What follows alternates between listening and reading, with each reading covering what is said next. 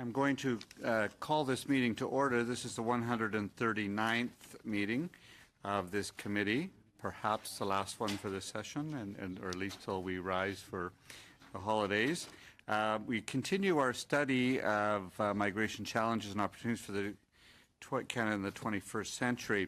And I'm just going to let folks know, because we have 4 statements, I'm going to be pretty tight on the 7-minute time, just to make sure that the members have some opportunities to question you. And I think we will start in the order that they're on the agenda. Mr. Adam Brown, the chair of the Canadian Alliance of Student Associations. Adam. Good morning. Just want to make sure that there. Oh, just making sure that's on. Bonjour, Monsieur le Président, honorable membres. Good day, Chair, honorable members. Acknowledging the traditional and unceded territory of the Algonquin and Anishinaabe people, where we have the privilege of gathering today. My name is Adam Brown. I am the chair of the Canadian Alliance of Student Associations, or CASA.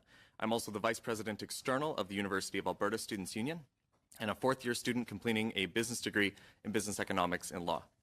CASA is a nonpartisan, not-for-profit organization that represents roughly 350,000 students at colleges, universities, and polytechnics across the country.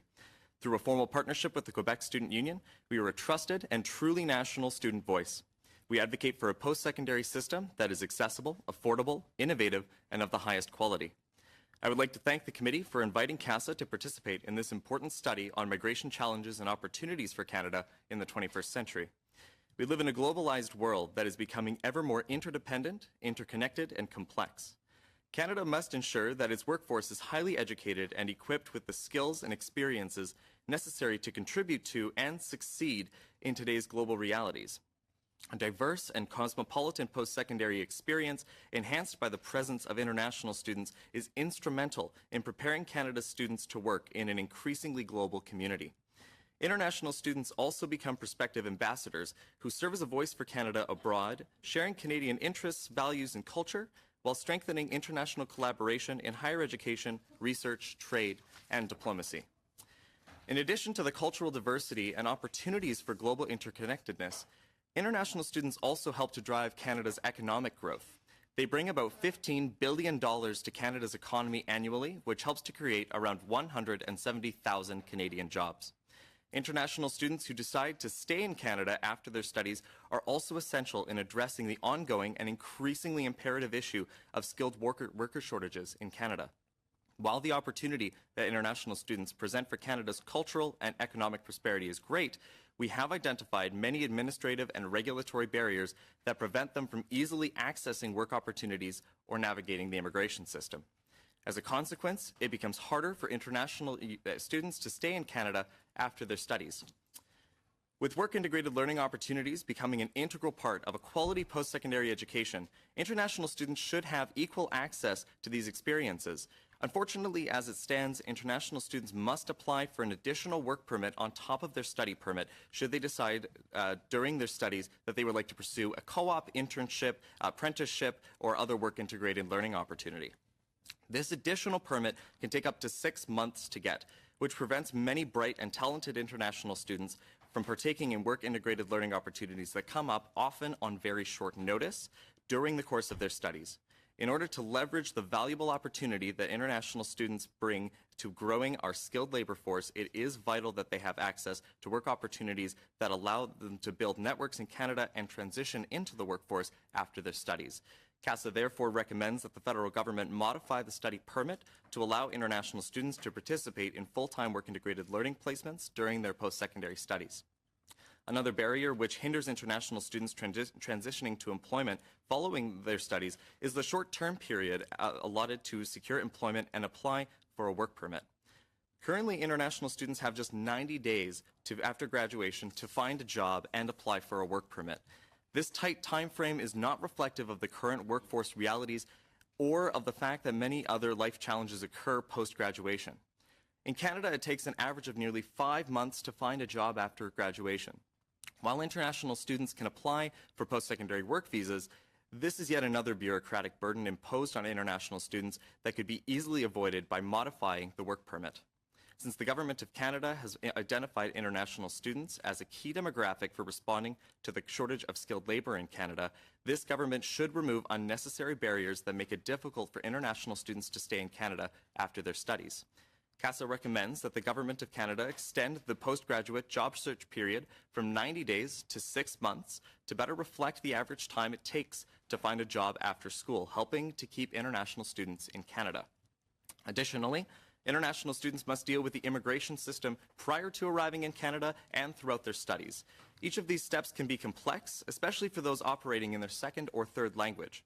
With this in mind, institutions should provide a welcoming atmosphere with accessible services to set international students up for success in Canada. However, the regulatory change brought forward to Article 91 in the Immigration and Refugee Protection Act in 2011 has inadvertently limited the access to immigration information for students on their campuses. Post-secondary staff must now obtain a special certificate which requires 300 hours of training in the busiest months of the school year at an estimated cost of $2,600. Not all institutions can afford this commitment of both time and resources. I'll give an example that the Red River College in Manitoba has 1,500 international students, 9 campuses, and only 1 certified international student advisor to serve them all. As you can imagine, this leaves many international students without access to immigration information on their campus. Currently, other organizations, including religious and non-governmental organizations who do not charge a fee for this service, are already exempt from requiring the additional certification. Post-secondary institutions do not charge a separate fee for this service either, and believe that it is logical that they should also fall under this exemption. Therefore, CASA recommends that the federal government exempt post-secondary staff from the requirements established in Article 91 of the Immigration and Refugee Protection Act. J'aimerais encore une fois remercier le comité d'avoir nous offert. I would like to thank the committee for giving us the opportunity to talk about the issues facing international students face, as well as the opportunities that are present. I hope we will continue to work together to make Canada one of the best destinations for post-secondary education for students across the world. Thank you. Thank you. Merci beaucoup. On continue avec... We will continue with Mr. Mustafa Alio, Jumpstart Refugee Talent. Thank you, Mr. Chair and esteemed members. Until a couple of years ago, I never wanted to tell the people I met that I was a refugee claimant. I tried to justify hiding the truth about my status. I told myself if people know, they may respond to me with fear, hatred, or at best, with sympathy. A refugee is a security threat or an economic liability. A refugee is a creature that needs help. Many people, even advocates and sympathetic policymakers, view refugees only from a humanitarian lens.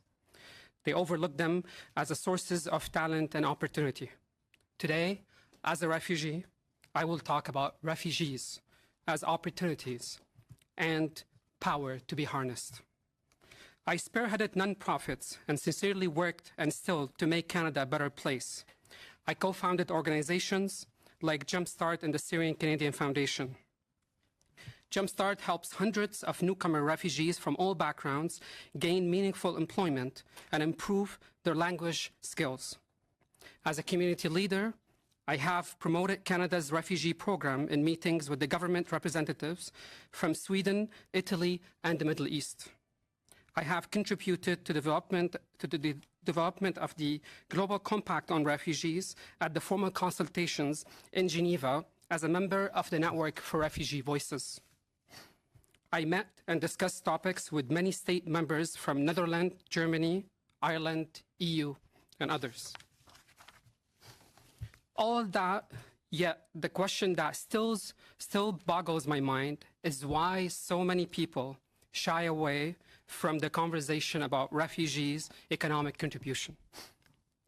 Why shy away when the city of Vancouver told us that about 2,500 Syrian refugees would contribute at least $563 million to Canada in 20 years? Why shy away when Tent Foundation proved that every dollar invested in refugees earned $2 back in less than 5 years? And why shy away when the Department of Health and Human Services in the US issued research showing that refugees gave back $63 billion, more than what they took in services in the last 10 years? Why I shy away when my organization, Jumpstart, that was founded, co-managed, and run by refugees, contributes $7.5 yearly in tax saving and contributions to Canada for every dollar invested in supporting refugees finding meaningful employment. Moreover, why shy away when Tariq Hadhad, the Syrian refugee, started the company Peace by Chocolate in a Canadian town of less than 5,000 people, hired a close 50 local citizen? Why shy away when young Syrian refugee woman Aya Hamoud learned coding in less than 6 months and start working with one of the most successful Canadian startups at the age of 20? Why shy away when my friend James Mudhir, who is a refugee from South Sudan, founded the Rainmaker Enterprise that employs 9 Canadians and positively empowers 1,500 people in South Sudan? Why shy away when Mr. Marty Trim from Alberta gave 6 acres of unused land, a lost potential, to 2 refugee families who turned it into a farm that provides Canadians with fresh local goods and the CRA with fresh tax dollars? They even donated 800 pounds of lettuce to Calgary food banks. These examples can go on and on, so you tell me if resettling refugees and welcoming refugees is good for Canada. My recommendation: the fact that there will be only 2 full-time working Canadians for each retiree tells us that Canada is in a great need for immigrants and refugees. Adopting the Global Compact on Migration, Global Compact on Refugees, co-hosting the Global Refugee Forums to share best practices of inclusion, and partnering with other nations is the right path to pursue.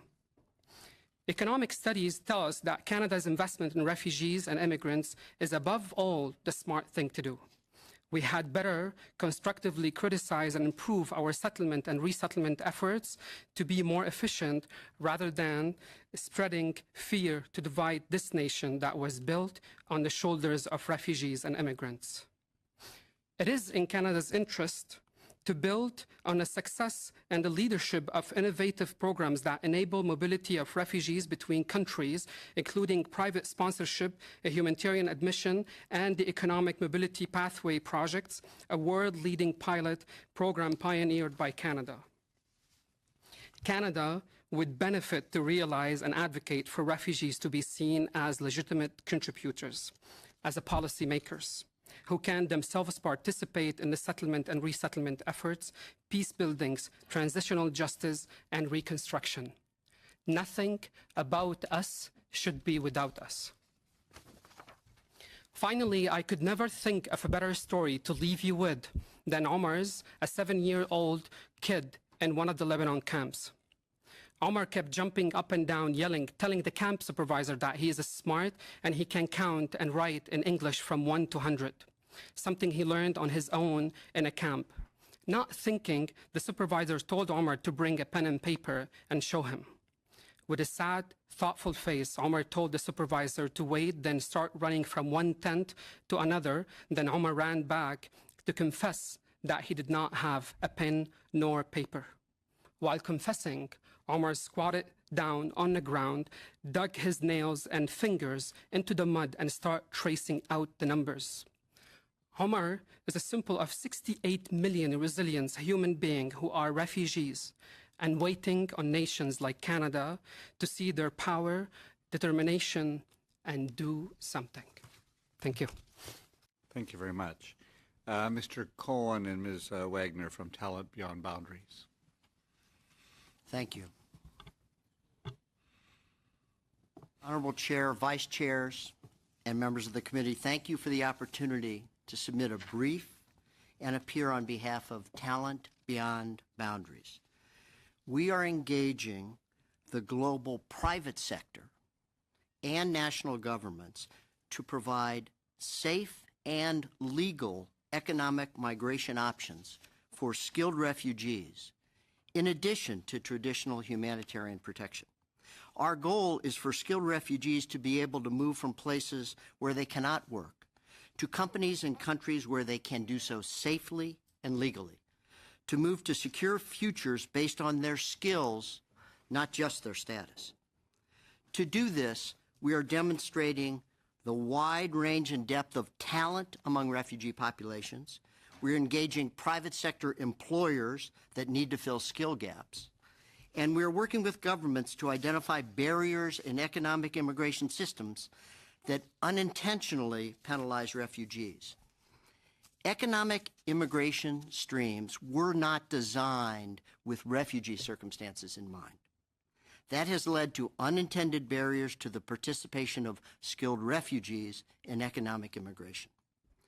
If allowed to compete for positions, skilled refugees can be part of the talent pipeline that fills skill gaps and fuels economic development.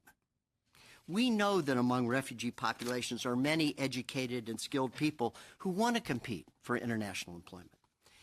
In 2016, we created a first-of-its-kind online digital platform for refugees to share with us their education, skills, work experience, and language abilities. In less than a year, more than 10,000 refugees in Lebanon and Jordan had registered and become part of a searchable talent catalog database.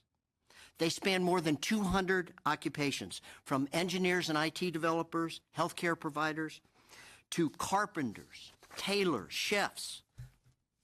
Across Canada, Talent Beyond Boundaries is now working with employers in diverse sectors facing labor shortages, including IT, healthcare, manufacturing.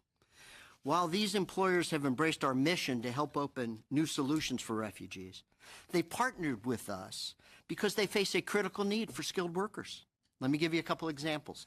Bob Collier is the president and founder of Davert Tools, an advanced manufacturer in Niagara Falls. He had longtime employees retiring and could not find anyone to fill the position of a tool and die maker. He interviewed refugee candidates, made a job offer to a tool and die maker who is a Syrian refugee currently residing in Lebanon. Bonfire. Bonfire is a fast-growing e-procurement firm in Kitchener-Waterloo. They cannot find software developers fast enough. After a competitive recruitment process, they offered a full-stack developer job to another refugee who had fled to Lebanon. Now, these are two successful job candidates who can immigrate to Canada with provincial nominations through economic pathways and not through a refugee stream. They can move on the basis of their skills and are headed to good jobs in sectors that need more talent. Having successfully identified skilled refugees who can help fill skill gaps and private sector companies that need and want them, we are now working with the Government of Canada to ensure that there is a viable economic immigration pathway for those with needed skills and the human capital. Immigration, Refugees, and Citizenship Canada has developed the Economic Mobility Pathways Project to test refugee access to federal and provincial economic pathways. We are working with them to identify barriers and, we hope, develop solutions. The EMPP does not create a new pathway to Canada. Rather, it considers refugee access to existing economic pathways. Provinces and territories taking part in this project are Manitoba, Ontario, Newfoundland and Labrador, Nova Scotia, and the Yukon. The eligible skilled refugees are from East Africa and the Middle East. This innovative project evidences Canada's commitment to understanding how the global refugee talent pool can fit into Canada's skilled immigration future. We believe that Canada can strengthen its economic pathways to ensure Canada's competitiveness as a country that attracts top talent from anywhere in the world, including from among refugees. Talent Beyond Boundaries is committed to working with the government to build on the Economic Mobility Pathways Project and to removing barriers across federal and provincial economic pathways. Adjusting economic streams to be more equitable to skilled refugees makes sense. Labor mobility is a market-based solution that generates economic benefits while contributing to resolving a humanitarian crisis. It is complementary to traditional humanitarian resettlement and Canada's community sponsorship programs. Canada has the opportunity to develop this new, durable solution for refugees and their families that benefits Canadian businesses and communities in need of talent. Thank you very much. I look forward to your questions. Thank you as well. Our last witness is Muzna Dureid. Yeah, so I'm going to talking in French, so may I ask you to put your headphone? Pas de problème. Merci beaucoup. Mesdames et messieurs, merci. Ladies and gentlemen, thank you for your invitation to appear before you. My name is Muzna, and I work with the White Helmets. I would first of all like to thank the Canadian Society, the Government of Canada, for their historic intervention to protect the White Helmets. They have had the opportunity to flee Syria, death and pain. Without your moral intervention, our team would have died in Syria.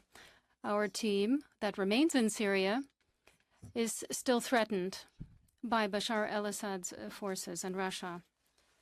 Many of us have been killed, and we have lost 302 volunteers. The White Helmets have helped the victims since 2013. They're a Syrian civil defense. The United States, Canada, the United Kingdom, France, Germany, and Japan have all spoken about this, inspired by the UN Blue Helmets, in order to help a Syrian civil defense. There are many volunteers who are working on the ground. We have over 3,000 who are present on the ground. We have conducted more than 200,000 rescue operations. In Canada, the 19 White Helmet families continue to arrive. They are now living in Nova Scotia, Ontario, Saskatchewan, British Columbia, and we hope that this will continue. We remain in contact with the Canadian Red Cross in order to ensure their survival. We hope that we will be able to continue to act over there. We want to save lives here if possible. I want to thank you for your efforts. We appreciate the work that has been done by the Department of Immigration, Refugees and Citizenship. In 2016, the UN announced that it would begin to work on the Global Compact on migration. They then met following the wave of asylum seekers. More than 7,500 migrants lost their lives in the Mediterranean just in 2015-16. As the refugee crisis unfolded, the number of victims of irregular migration increased to more than 60,000 since 2000. The states have not led rescue operations, but opposed the refugee attempts to flee by sea. We're talking about human rights and the protection of lives of the most vulnerable members of this world. There was the Forum on Migration as a follow-up mechanism. They will meet every 4 years, starting in 2022. And what we recommend is that Canada be present.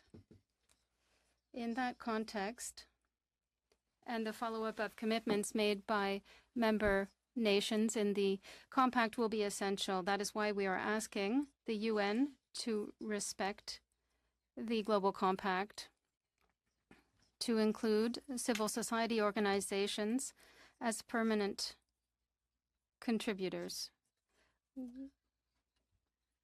The Global Compact is not legally binding, and there are fears that these will remain empty promises if no leadership is taken.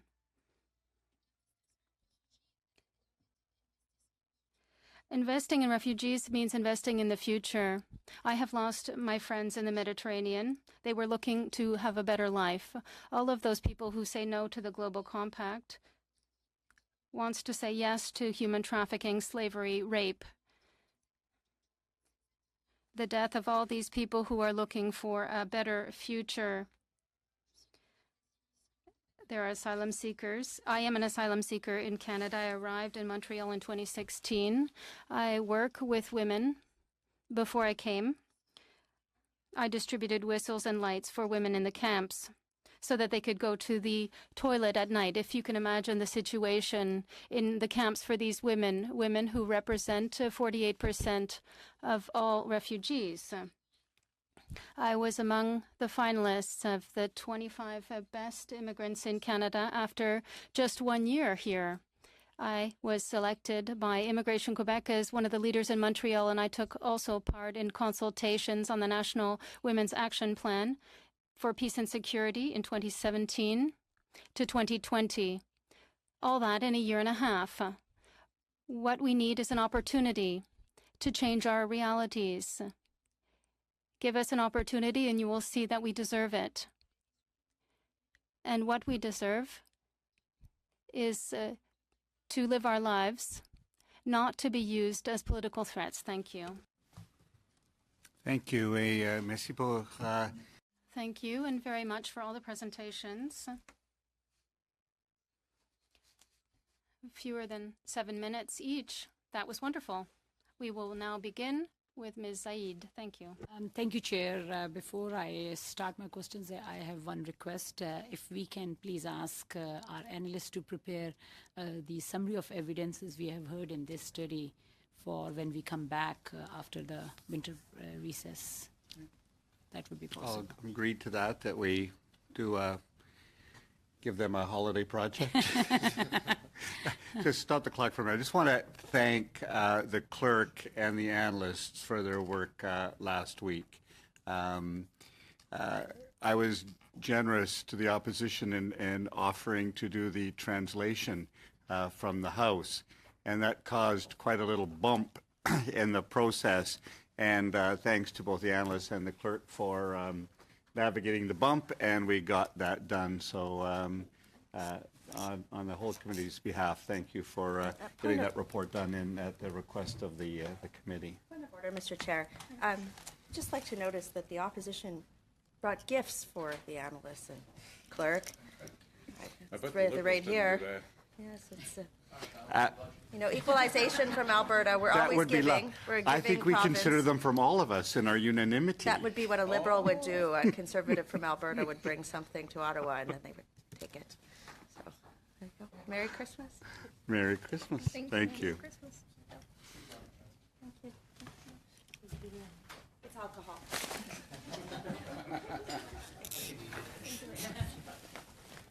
Quelle surprise.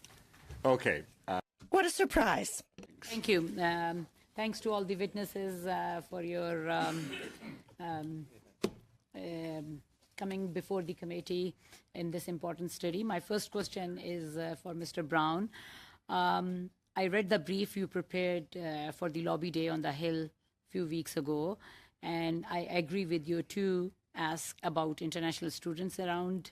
The first one around the co-placements and the other on the IRPA Article 91 concerns around campus officials offering limited immigration advice. So hopefully IRCC is receptive to those two things and can make changes to address your concerns. Just wanted to let you know. So now let me ask you a broader question. What can we do to encourage more international students to stay in Canada after graduation and move on to the permanent residency and the citizenship path? Thank you very much for the question. I think, as I highlighted, I think one of the best things that the federal government can do is just making the pathways to citizenship that much more accessible.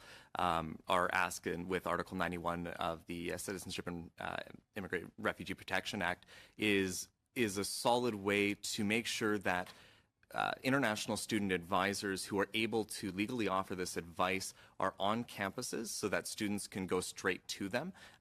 What we see right now is that shortage on campuses, and so students have to find out where else they can go, whereas they already have many well-developed relationships with international student advisors who offer different program or academic advice as well. So I would say that that's one of the best ways that we can help encourage them to stay in the country, is making sure that the pathways to permanent residency and citizenship are clear, are accessible, and are able to be navigated well. I'd say the other thing is that it just would be continuing the dialogue that there is a shortage of skilled laborers in Canada, and that there are places for international students here, creating a welcoming environment where they know that they have a place here, where Canada values their contributions to our country. That will also help to facilitate that dialogue with them. You're asked about the change to the IRPA Article 91. Is it across in all universities, or it is in some campuses and not in all of them? So the state at which it currently exists is that any post-secondary staff who wants to be able to give this advice has to go through this training, which happens in January and September, which are obviously the busiest months of the school year when many international students are coming and asking for advice. So it makes it extremely inconvenient for those staff to go do that. So that's why we're looking for this change, is so that those post-secondary staff, which would likely be in the international offices that most post-secondaries have across the country, be exempt from that, so that they are able to give that information and would be supported by their post-secondary institutions in doing so. Thank you. My next question is for Mr. Elliot. I was interested to learn about your refugee mentoring program, and I know how important mentoring is going through my own careers. I know that the Toronto Region Immigrant Employment Council also has a similar successful program and has called in its budget submission for support for more organizations across Canada to launch mentoring programs for the newcomers. So could you please discuss how important mentoring is for the newcomers looking to break into the workforce and some of the barriers which they face while getting into the... Thank you so much for the question. So the program called Welcome Talent Canada, it's in partnership with LinkedIn. As of actually 3 weeks ago, this is going to be a national program. It's one of our Jumpstart programs. So Jumpstart has 5 programs, that one of them. Mentorship in partnership with LinkedIn, it's going to be in Toronto, Vancouver, and Calgary to cover 2,400. And it's very important because there was actually a study came out of LinkedIn that 70% of job placement happened because of connections, not because of company posted a job on a website. So aside from the fact that we'll fast track the access to refugees to meaningful employment in their own field, and at the same time, that interaction, the personal interaction that happened between the Canadian, the local citizen with refugees on personal basis, defeat a lot of stereotypes and defeats a lot of stigmas on refugees, what they do, and show what they're capable of. Like that kind of combined efforts to happen between refugees and local citizens, in a way. So do you have some examples or like where you have seen the success story through these mentoring programs? We pilot actually the program about last year with 50 Syrian refugees. That was only for Syrian refugees. Right now the program available for all refugees, including refugee claimants. And out of the 50, in 6 months, 23 of them actually found jobs. And those are, when we say jobs, I mean, with our work, I'm talking about meaningful, good, full-time jobs in their own field. Thank you. My next question is for Mr. Cohen. We have heard in this study from many witnesses that refugees only turn to irregular channels of migration when regular legal channels are closed to them, and that they will prefer a regular channel with a low chance of approval over the risk and cost of irregular migration. So does this match your experience, and are there steps we can take to encourage regular over irregular channels of migration? Thank you. It's our hope that opening up labor migration opportunities to refugees through economic pathways will provide the kind of safe and legal alternatives that people will be able to take advantage of. That is an option that is part of what is inspiring us to begin our program and to work on the EMPP to open up such safe and legal pathways as they are opened up in various destination countries around the world. There is a greater opportunity for legal migration to jobs that we hope will take some of the pressure off and diminish the pressures that have led to so much illegal migration and so much Thank you. I'm afraid I harm. need to end you there. Thanks very much. Mr. Tilson. Yes, Mr. Chairman. I'd like to congratulate Mr. Alio and Mr. Cohen in particular for your comments about the contributions that new refugees make to this country. And I can tell you in my riding, which is a semi-rural, semi-urban community, there's a company that makes auto parts. And they've told me that they're having trouble finding Canadians to work on the lines. And they will pay to train new Canadians to come and work on those lines because they can't get Canadians to work on these lines, and they're well-paid jobs. They just don't want them. So you know, your observations are good. The contributions that these people make to to Canada economically and culturally, the contributions that new Canadians make to this country culturally. One of the issues, however, I look at is there are, and I'd like you to philosophize a little bit about this, there are different types of refugees.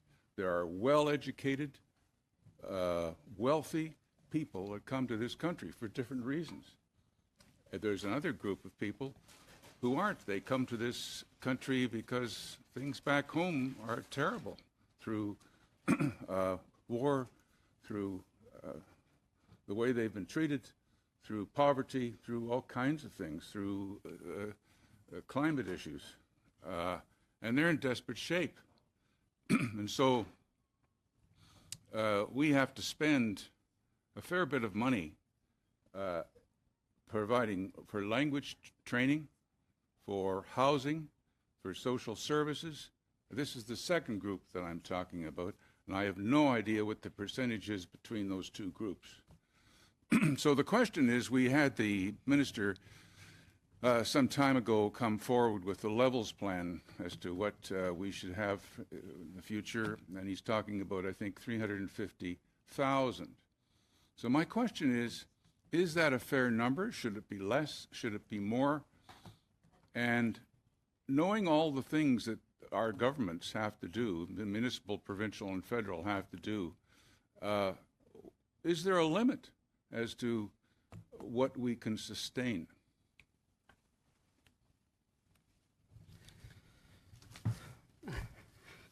I'll take a first shot on this. I can't really comment whether on that enough or not. When you're saying like, is that like, should we get more? I mean, if I'm going to be a little bit biased and think about it, I think we can do 350 and we can do even more. The country needs more. We're talking about a population. We're talking about only less than 1% of Canadian population. Not only it's good to do it, but also it's smart to it because all numbers and that wasn't my question. I know it's good to do it. We have an obligation to be compassionate to groups of people around the planet. The question is, what can our economy sustain? How much can we sustain? We all want to help people. We all want them to come to this country and make contributions. But those initial programs of housing, social services, education, language, etc., that costs a lot of money. So I have no idea what the total cost is, but I know if you increase it, it's going to cost more. let me just also make a point here that the extra spending on newcomers, refugees, or immigrants basically is going back into the economy. It's not kind of to take the money and just send it somewhere else. So that kind of actually, it kind of increase the country aggregate demands on a physical expansion, and more goods, more services for actually produced and disposable income for native workers. So it's not kind of the cost of that, it's not going somewhere else, it's just going back to Canada and being spent, and that will increase it. This country has been growing and prospering for the past 150 years. So why, if it's going up and it's doing really well and we're still one of the G20 and all of that, so why everything has to go up and the numbers of receiving people go down while actually the country was built on refugees and immigrants? And The levels plan, 500,000, 1 million? this is, I'm not really in a place to know what's the cap that we can do, but that little increase, we're still talking about, I mean, it used to be about less than 300, now we're talking about a little bit more, about like 50,000 more a year. So I'm pretty sure any country, including Canada, one of the best countries in the world, that could easily get a little bit more, or about like 50,000 more. From Talent Beyond Boundaries point of view, we have not asked or commented on levels or levels changes. We are competing, our candidates are competing within existing levels. The people we're working with are coming to Canada, skilled refugees coming to Canada to fill jobs, to fill skill gaps, and we hope contribute to the economy and grow the economy. I concur with that. As I made my example about the firm in my riding, but at the same time, there's always a cost. Mr. Brown, can you tell me what the percentage of students stay in this country? I don't have that information on hand, but I'd be happy to follow up with that. Would you? Can you make a guess? Is it more return to their homes or more stay?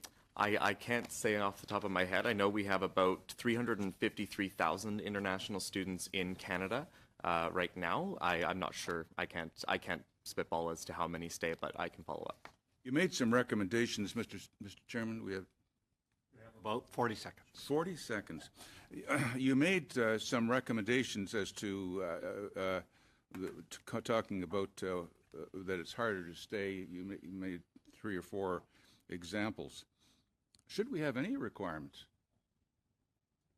Requirements as in? Well, you gave the example that you need to have an extra study permit. You need to the time for applying for work needs to be extended, I think, from 90 days to 6 months. I think you talk about the other complex procedures. Mm-hmm. Should we have any requirements? I think it's important for certain regulations to be in place that are established. I think they need to be reasonable and reflect on what the realities are for people. So, for example, for that extending from 90 days to 6 months, that is simply just addressing the reality of what a situation is now in Canada. It might not have always taken 4.5 to 5 months after graduation to find a job, but that's what it is now. And so it's simply just addressing and adjusting our laws and regulations to adapt to what the current situation is. Thank you, Mr. Brown. We need to move to Ms. Kwan. Thank you very much, Mr. Chair, and I thank all the witnesses for their presentations today. I think what I heard from the witnesses today, by and large, is that what you're suggesting is for Canada and for Canadians to really realize the contributions in which refugees and newcomers contribute to Canada. And that is not just a humanitarian effort, but rather the real significant contributions economically or otherwise.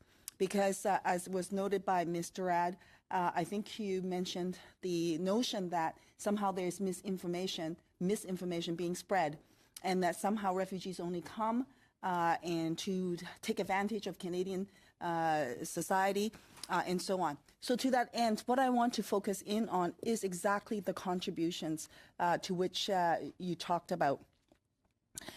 So specifically, in terms of the presentation that you provided to us, Mr. Atleo, you threw off a whole bunch of numbers and studies and so on. I wonder whether or not you can elaborate on those and whether or not you can provide documentation to this committee so that it can become part of a committee's record. Because those questions often get asked and somehow people undermine them or say that they don't exist.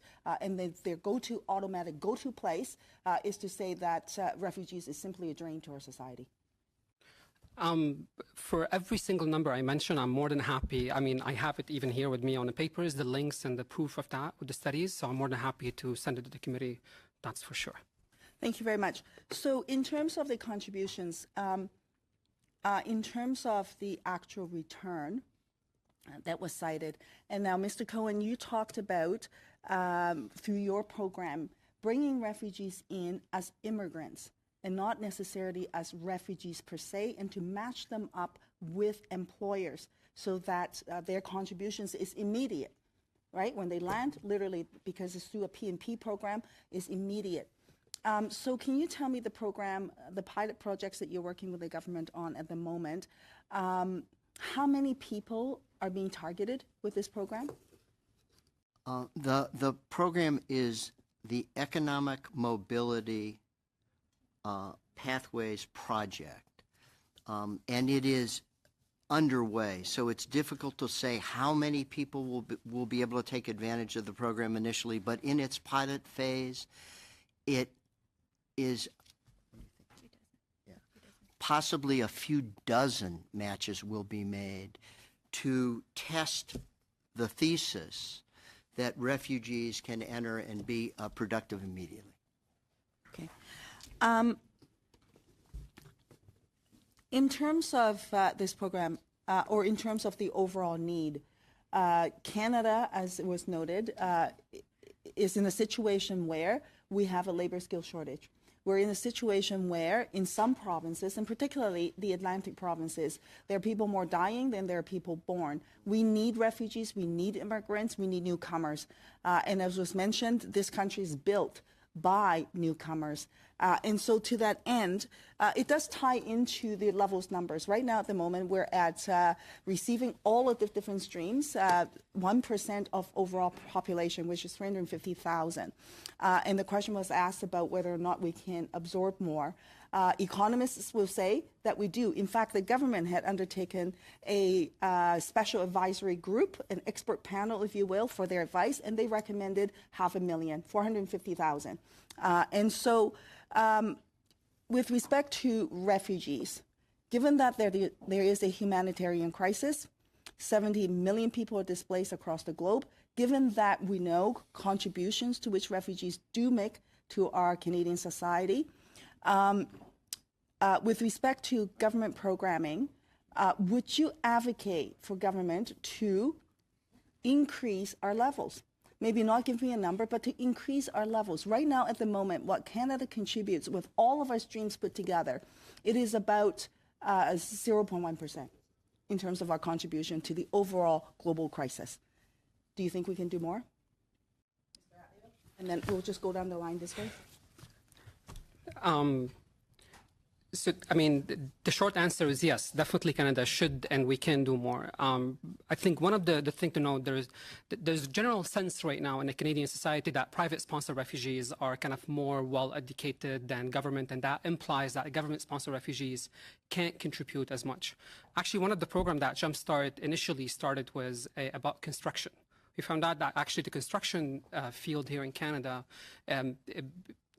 has a lot of shortages and need a lot of skills at that point. And 60 to 70% from our database, and we have a database of over 800 refugees across Canada, and at that point, 60 to 70% of the government-sponsored refugees that we were going to the hotels, they have a construction background. We were able to create a pilot project as long as people are willing to think out of the box and then to do. We partnered with over 6 organizations, and that was actually effort led by Senator Ratna Umidwar at that point. And then there was the government funded the program in a pilot out of 94 graduates from construction. We're talking about government-sponsored refugees who had English level from 0 to 2 out of the CLB, which is 0 to 8 at that point. Out of the 94 graduates, over 50 found job, over 40 of those were full-time jobs, over 20 of them were actually unionized jobs. We're talking about people that otherwise they could have stayed on welfare for a longer time, but what I'm saying is that we can do more. We proved it. If we think out of the box, if we have the will, we can definitely do it. Thank you. Ms. Durad, do you have anything else to add? My recommendation is regarding for human rights defenders, it's like Canada could also creating a fast track to protect the human rights defenders in under threat or at risk, as was happening with the Rohingyas women. So that will be also help all activists to come to Canada by legal way and fast way, and also to continue their work here. So Canada could do more. Thank you. The employers we work with would like to see more skilled employees, more opportunities. Canada is a leader in the world on these issues. The most I can say is that I would hope that Canada would do all that it can because they're so compelling. Thank you, Mr. Cohen. Mr. Ayoub. Merci, Monsieur le Président. Thank you, Chair. I will be asking my questions in French. I'll let Mr. Cohen put on his headphone. First of all, congratulations, Mr. Reid, for your achievements, Mr. Alliot, and the other members of the panel. I want to hear you talk a little bit more about the Global Compact. We're a day from the signing. There's not even a signature. In fact, it's just a commitment, a voluntary commitment by 180 countries around the world. You've talked about this, Mr. Ed, about the impact of this compact. And there are people who are opposed to it, and there are some of them who are here around this table from other political parties, the Conservatives in particular, who are opposed to this compact. What is the impact for you, for your association, of this negativity? As I mentioned, when people say no to the compact, it's a yes to slavery, rape, etc., human trafficking as well. Why? Well, it's because we've legalized all the problems that exist in the world that we could respond to with solutions to meet the needs of individuals and governments. The Global Compact and the sharing of responsibilities among the states that are signatories to the compact is also a way to work together to ensure that there is a benefit, particularly with regard to the mechanisms that are used around the world, and also to share information and the methods that are used with the member nations. There are lots of details, but legalizing or sharing responsibilities so as not to have this hidden and to be on the ground with those who are there to find solutions. Wanted to add something? I do. While the program we're working on, opening up labor pathways for skilled refugees, is not compelled by the compact, it is fully consistent with the compact. In Objective 5, there is the provision is about enhancing the availability and flexibility of economic migration for displaced people, which is fully consistent with what we're working on in the EMP and what we're urging. It will also, if I can echo Muzna's comments, make it possible for more countries in the world, countries that are not necessarily resettlement countries, that take resettlement cases, the most vulnerable refugees, it may allow them to help share some of the burden if they would open up their economic opportunities to refugees and displaced people as well. Quel est votre sentiment? What is your feeling when we hear that on the day, if it ever occurs, and I hope not, that if there is a change in government, would take their or withdraw their agreement for this global compact? What would be your opinion on that?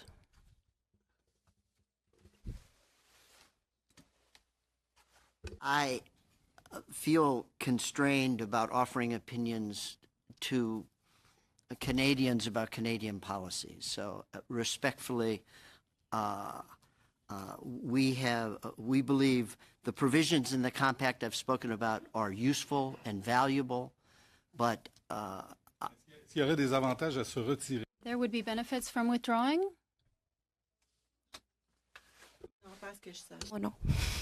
Moralement, on doit. Morally, we must not be used as a political army or as a game between political parties. I think one comment, I always feel it's a common sense from anyone to learn from their own journey. It's smart to learn from other experiences. I did negotiate drafts with states members in Geneva on the Global Compact. We did suggest in a way. One of the ironic things in the Global Compact, when that started, the main issue of it, to increase and improve the resettlement. The final draft of the project actually it turned not much as this, as much as actually sharing best practices. And so when you say that withdrawing from agreement, for me, withdraw from what? Withdraw from actually learning from other nations that they're doing something good and just not doing it and being stuck. When I went and I discussed topics with Germany or Ireland, it was really inspiring just for them to learn what's working good in Canada and for me to learn what's working good over there, and then maybe we can share it in that way. We contributed the draft to the meaningful participation of refugees that Muzna and I at that point. We contributed to the fact that to improve the data collection on refugees and hosting countries and overseas. So yet we'll keep saying that it's a non-binding agreement. It is a non-binding agreement. To be honest, it always boggles my mind every time I hear someone's like withdrawing from this. I mean, it's like just withdrawing from learning the best practices. Juridiquement, c'est pas. Legally, it's not binding, just to make sure that that's understood. I have perhaps less than a minute, but the lack of resources, Mr. Cohen, you talked about that. We're not, we don't put enough emphasis on the cost, but rather on the cost of the refugees. But refugees do contribute to the Canadian economy, so to accelerate their integration and their arrival would mean that the cost or the shortfall to the Canadian economy would be significant. In fact, the Canadian economy would benefit significantly from that. What is your opinion on this? I believe you are accurate in your assessment. Merci. So it's our hypothesis that some of the skilled refugees who we're working with upon entry into a again, really meaningful, well-paid full-time job will, see a lot of success in really early days in Canada.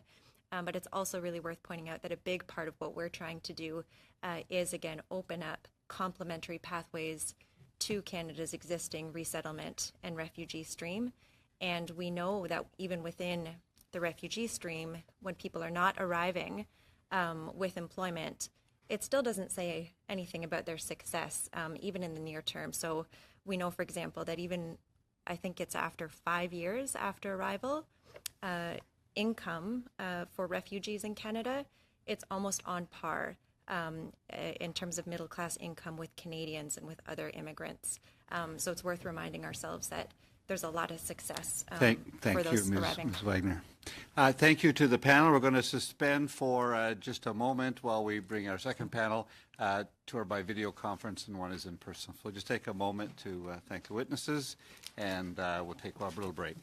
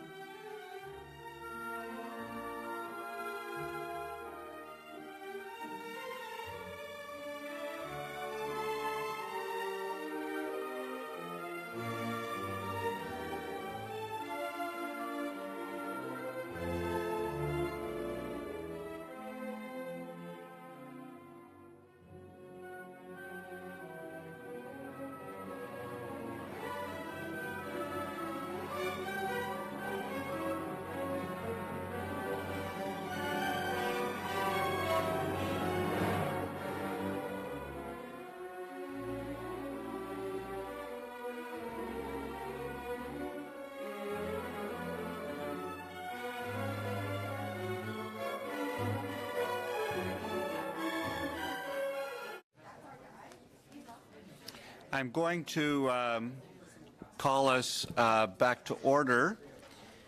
For the second hour of our meeting, we have two witnesses who are coming via video conference. If I could have attention, please.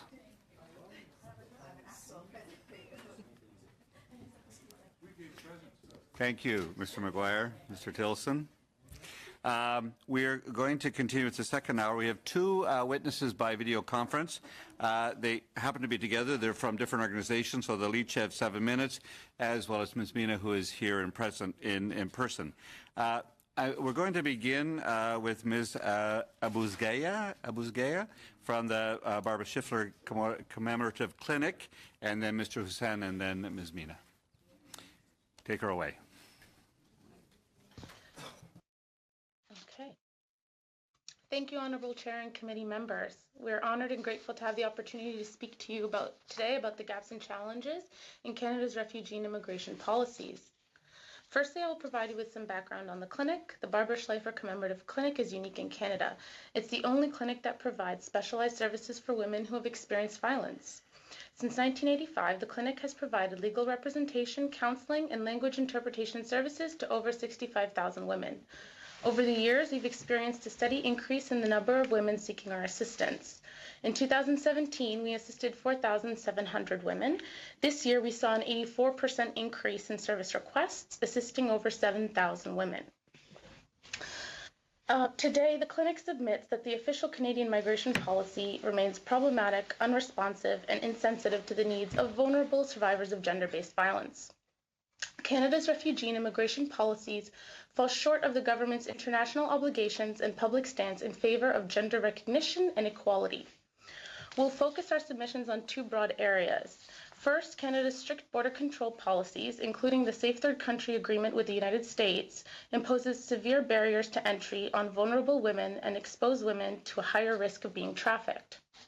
Second, how Canada's migration system perpetuates gender-based violence through its procedural aspects as well as through its impacts. Starting with our first area of concern, female migrants fleeing gender-based violence face a number of barriers in seeking asylum in Canada. The Safe Third Country Agreement with the U.S. is based on a presumption of safety, namely that the U.S. is capable of resolving refugee and asylum claims, and thus any incoming asylum seekers to Canada, subject to certain narrow exceptions, are presumed to already be safe. Given the current conduct of officials in the U.S., it may no longer be accurate to say that women fleeing gender-based violence are safe upon arrival there.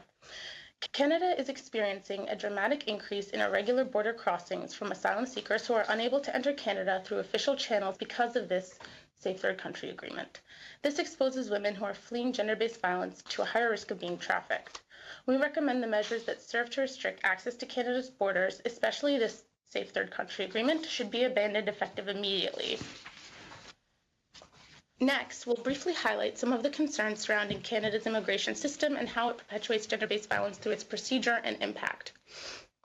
One of the most blatant forms of violence faced by migrants who enter the country irregularly is immigration detention.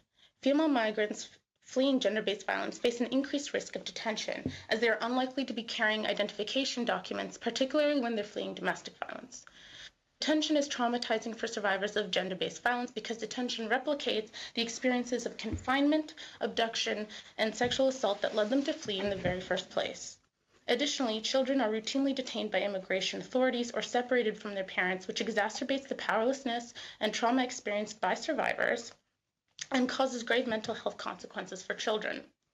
Another way in which Canada's refugee system unwittingly perpetuates violence against women is through the designated country of origin provisions. Under Section 109 of the Immigration Refugee Protection Act, the Minister of Immigration may designate a country as one which meets the basic requirements of a democracy, also known as a DCO. The issue with the DCO provisions is that the presumption of safety fails to account for how gender-based violence operates. Violence against women remains widespread in many countries that appear stable and democratic. Often in cases of gender-based violence, the state plays an indirect role in facilitating the violence. For example, the police may systemically fail to respond to allegations of domestic abuse or rape, or there may be excellent black-letter laws in place on the books, but authorities just don't enforce them. Therefore, we submit that the presumption of safety should not apply in cases involving gender-based violence. Another problematic provision is Section 117(9)(d) of the Immigration Refugee Protection Regulations, which requires that applicants for permanent residency disclose all relatives in their initial application. Any undisclosed relatives are ineligible to be sponsored in the future. In the clinic's experience, non-disclosure is often incidental to or a result of either miscommunication, a failure to understand expectations and consequences, or pressure from external forces. Non-disclosure can jeopardize a woman's ability to sponsor her relatives in the future, and to prevent these women from sponsoring their family members at a later point in their lives runs contrary to the key fundamental objectives of Canadian immigration law, including family reunification, and unduly punishes women facing gender-based violence. The clinic submits that the federal government should repeal Section 117(9)(d). The next problematic piece of Canada's current immigration policies relates to how the caregiver program enables employers to exploit survivors of gender-based violence. Canada has had labor migration programs for living or home-based caregivers since the 1950s. The program was most recently restructured in November 2014. However, the restructuring maintained most of the elements of the earlier living caregiver program, which marginalizes migrant caregivers and introduces new challenges that creates further risks of exploitation. Migrant caregivers are only able to work in Canada on what are called tied work permits, which only allows them to work for a specific employer doing a specific job at a specific location and for a limited time period. Any work that's done outside of those parameters is called undocumented work, which can render a migrant worker deportable or make them ineligible for future work or permanent residency. The caregiver program enables employers to exploit migrant caregivers through wage theft, extremely long work hours, and excessive work demands. Migrant caregivers are also often subject to sexual harassment and assault. The frequency of this issue has actually led the clinic to develop a specialized clinical program in advice for precarious workers who face economic coercion and sexual violence. In February 2018, the government announced that they would be changing the current caregiver program, and it would end in November 2019. However, there have been no details as of yet regarding what that looks like. The clinic has also, since 2017, the clinic has also seen a rise in the number of cases where sponsored spouses and partners who leave relationships due to abuse and violence are investigated for marriage fraud. To penalize women for leaving abusive relationships is antithetical to Canada's continued claim to gender equality. Additionally, fraud investigations discourage women from leaving abusive situations and relationships out of fear that they will erroneously be found guilty of fraud and deported. Sensitivity toward and an awareness of gender-based violence is necessary. Once it's determined that the spouse left, once it's determined that the spouse left the relationship because of gender-based violence, fraud investigations should cease. For these reasons, we urge the Parliament conduct a comprehensive gender-based analysis of the impact of Canada's immigration policies and procedures. Changes to Canada's immigration regime must include a commitment to a gendered analysis recognizing the unique pathways and drivers of migration for women in a system that was designed with the migration patterns of men in mind. Thank you very much. Thank you. Mr. Hussain. Good afternoon. So my name is Syed Hassan and I'm the co-founder and coordinator of the Migrant Workers Alliance, Canada's largest migrant worker rights coalition. Our members represent almost all the self-organized migrant worker groups in Ontario. I also help steer the Migrant Rights Network, a Canada-wide national body that aims to represent all self-organized migrant and refugee groups in the country. On behalf of our organizations, we want to make 4 key recommendations that we believe this committee has not heard yet. First, Canada must create permanent immigration programs for workers in low-wage streams. Specifically, care workers, farm workers, and other temporary foreign workers in low-wage streams, deemed low-skilled, must be allowed to come to Canada with permanent immigration status. Migrant and undocumented people already in the country must be given permanent immigration status. Levels and mix of immigration must be revamped to ensure this change. Second, Canada must immediately halt all deportations to Haiti and place a moratorium on deportations to countries that Canada has a travel advisory for. Third, Canadian immigration and refugee policy must account for Canada and its corporations' role in forced displacement, including the impact of Canadian mining companies, Canadian arms exports, and Canadian emissions on creating the conditions for migration. Finally, we urge all political parties to not criminalize or politicize migration. We specifically call for an end to divisiveness and pitting migrants, refugees, and citizens against each other. Let me elaborate on these 4.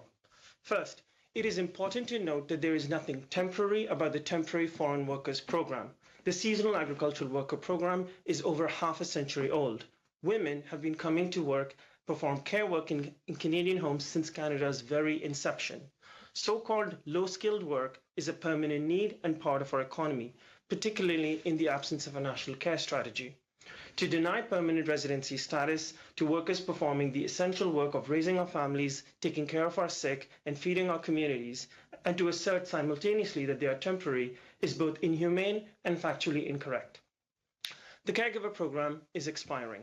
It is a program where a pathway to PR exists but is largely inaccessible. According to a study conducted by care worker organization members that I'm submitting to the committee, the vast majority of migrant care workers are facing wage theft, labor exploitation, human rights violations, lack of dignified living arrangements, and physical and mental health deterioration due to family separation. In the program with a pathway, and a pathway is not available to many of the other migrant worker streams. This is not the case of a few bad employers. The structure of the program is such that abuse takes place. This is why care workers are calling for a federal care worker program. A few weeks ago, Director General Philippe Massy of ESDC presented to you outlining steps taken by them to expand migrant worker rights.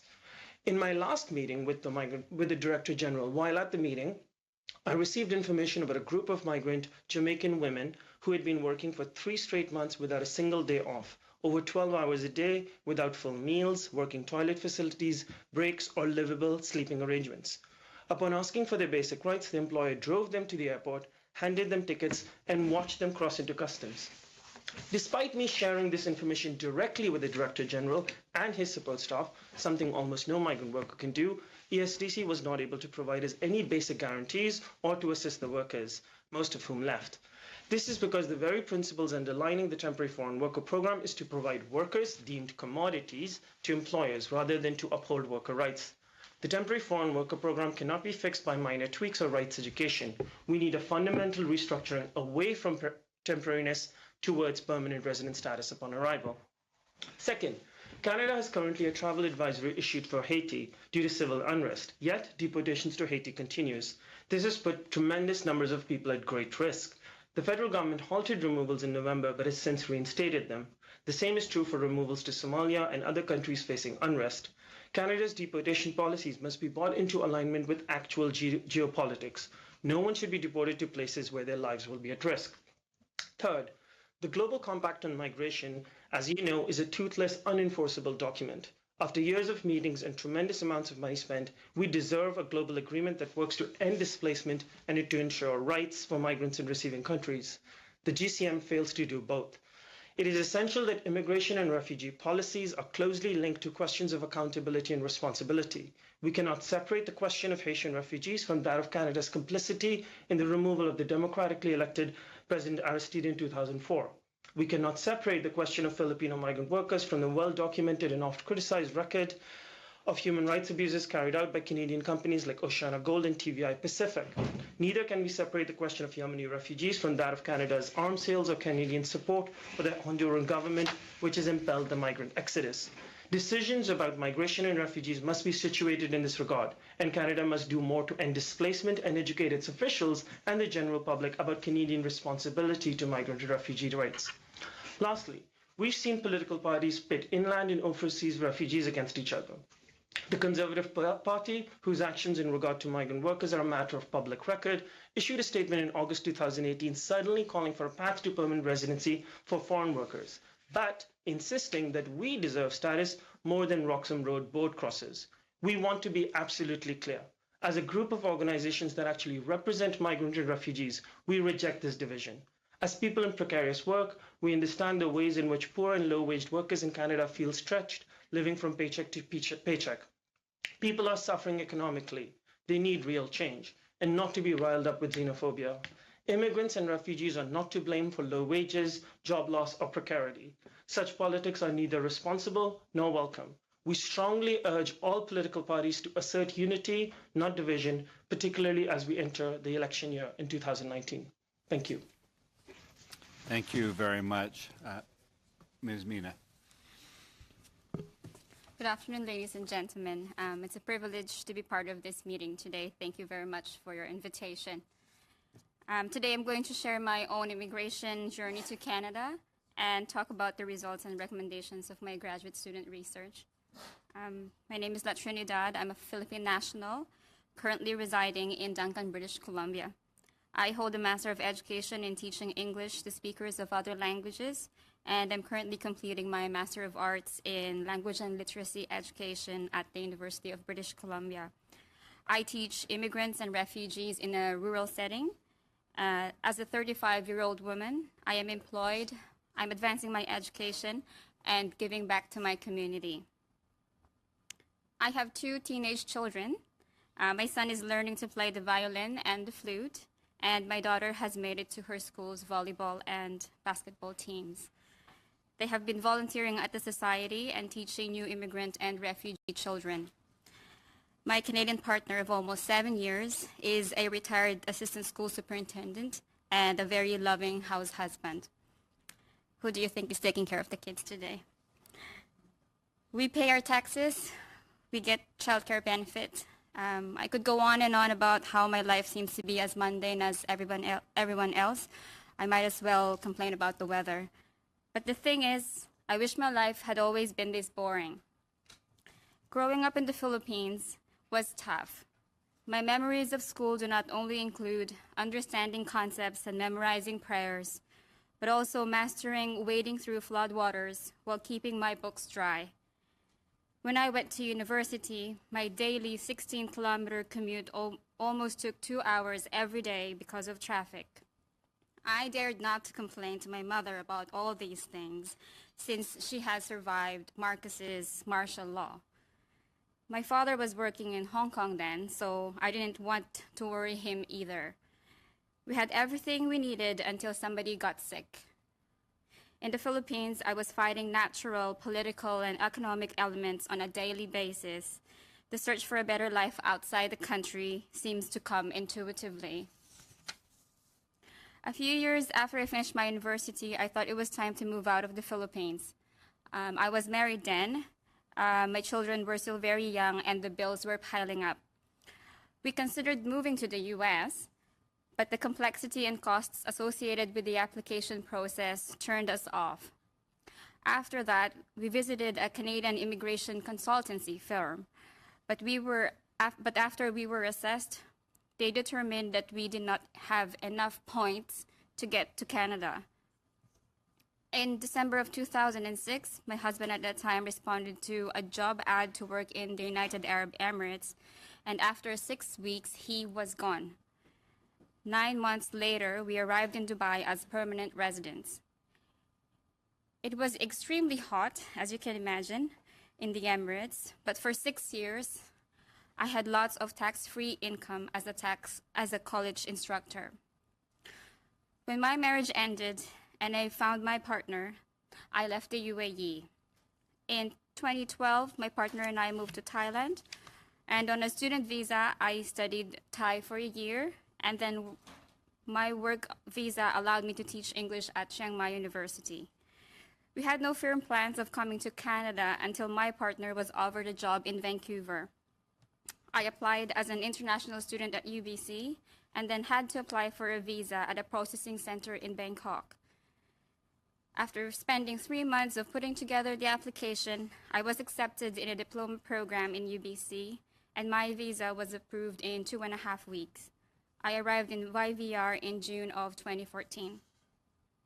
I enjoy the academic rigor at UBC and desire to stay permanently, so 5 months after my arrival, I lodged my PR application as a common law partner living in Canada. Before going to classes and between assignment submissions, I filled out more forms, collected documents, sought the help of our MP, Alistair McGregor, and phoned the IRCC. The whole application process was a full-time job. Finally, on May 19th of this year, I became a permanent resident, and my children were able to join me in July. In my master's thesis, I documented the home literacy practices of a Philippine child whose mother worked as a caregiver worker in Canada. I observed the child at home, collected artifacts, and conducted semi-structured interviews for a period of 6 months. My study aims to contribute to the literature on literacy practices of adolescent immigrants in Canada, and it has a potential to provide information to parents, settlement workers in schools, and classroom teachers about who these adolescents are and how to best support their needs. The results of my study revealed a lot about the identity and community of this immigrant child. For the purposes of this meeting, let's call her Maria. She spends a lot of time studying alone at home. She's an award-winning artist and works part-time to help her parents pay the bills. Her immediate community consists of Philippine friends and family living in Canada, followed by Philippine friends and family living in the Philippines, and finally, teachers and school counselors in her school here in Canada. It took her a while to realize what she really wanted to take at university, as there was a pressure to continue the path her mother has taken and for her to become a caregiver worker just like her. In spring this year, she finally decided to take a degree related to medicine, but as a result, she had to delay her application to go to university because she didn't have the 2 prerequisite courses needed to get to the program. She had to miss a year of school, so for now, she works full-time at a fast food chain. In this study, one of my recommendations includes the strengthening of settlement programs for the youth, and this means giving guaranteed sufficient funding for the kind of work that settlement workers in schools do. These immigrant children are the future citizens of Canada, and they should get all the support they need, including career planning, after-school and summer programs, and navigating the school and university systems in Canada. Maria has a chance to become a very successful individual given the qualities that she already possesses. However, she's encountering setbacks that could have been avoided if she had been given timely support by settlement workers. In summary, people's immigration to Canada could be long, painful, and confusing. And when they get here, they need all the support to become part of the fabric of the Canadian society. As I mentioned in my research, some youth need special support so they can get reacquainted with their parents and get to know Canada. Thank you very much. Thank you very much, and thank you to all the witnesses for your presentations. We now turn to the members who will be asking you some questions. Mr. Sarai for 7 minutes. Sure. I'll start with you, Ms. Mina. Your story seems to be like an almost perfect immigrant story. You followed all the rules. Your process times seem to be very efficient in terms of getting your student visa and getting processed here. You learned here. You moved to a town that needs people. You teach. Your family seems to be doing very well. What advice would you have to a potential student that would want to come to study in Canada? What would be the smart things to do, i.e. Hire a consultant, not hire a consultant, move in a big city versus small city, study in a big city versus small city, and at the end of the day, where one should settle? Again, big city versus small town that might need and appreciate you more and cost of livings are less. I think it's very imperative for people to see that. What I see a lot of times is the first thing and only thing that a student is looking at is how do I get into any place in Canada, any college, and then afterwards having to deal with the consequences of either taking electives or courses that weren't important for them or weren't helpful in finding a job. So what advice would you have? Thank you for the question. I think as a researcher, as a graduate student, I would find a university that would support the research or the interests that that I would like to pursue. I think that's what pushes the research, and that's what affects policy, and that's what affects it makes changes to the society. I think it's also important to know where these universities are, and of course their reputation in the academia. It's quite hard to make a decision in that aspect, because most the universities that are reputable are in big cities, and where there are it's hard to find affordable accommodation. And although the communities are already settled in those communities, so like if a person would like to find the Chinese community in Vancouver, it's quite easy to navigate. It's quite easy to find community, although one has to pay, the consequences, and you have to be able to afford to live in a place like Vancouver. As far as immigration is concerned, I think it's important to know how to navigate the system and what the end goal is. Is the person really trying to get educated and stay, or get educated and go back to their home country, and how we navigate all those choices? Thank you. My second question is to Yasmin. Yasmin, we come across a lot of cases in our constituency office, particularly with marriage fraud as well as abuse, spousal abuse. And getting that balance is very hard. I recall Minister McCallum, who was the former immigration minister. He made a choice to reverse a decision that was done prior to him by Minister of Immigration, who I don't think did it, even though he may be a conservative and different, but they had done a stepped process for PRs for spouses where you'd have to wait 2 years and you do a post-interview to see if you're around. That was to prevent marriage fraud. But what we saw is a lot of spouses staying in abusive relationships in order to avoid getting deported back or sent back. So they were really taking a lot of abuse. And for that reason, the previous minister in the department changed that. And now you're saying that in cases of fraud investigations that there are concerns. I agree with you in terms of where abuse is determined, and that's hard for, I think, an officer to determine until a court makes a decision of whether an assault took place or not, versus arbitrary evidence of he said, she said. How do you balance marital fraud with abuse until you get a court decision? I just like your advice because I sincerely would like to know we get both cases, and it's a very tough option to deal with. I also see a lot of people duped, men and women duped by people who pretend to want to marry them, and as soon as they land, also leave them. So we want to make sure that those aren't abusing the system. Any ideas on that? Audio. You can't really speak to that, but I can tell you what we see often in the clinic. At least in our experience there, what we often see is that since the conditional permanent resident scheme that required, like you said, the spouses to live together for 2 years before permanent residency would be finalized, that was removed, and that was a good move forward. However, when the spouse who's experiencing violence leaves the abusive situation, what we've often seen is the abuser will send what we call a poison pen letter into the IRCC stating that this person, and in our case, because we serve women at the clinic, it's always a woman, would be like, my ex-partner, she left me, she was using me to get status in Canada, and what they don't understand is the abuse she took throughout the course of the marriage and the fact that she left as a result of abuse. So she won't even know that this letter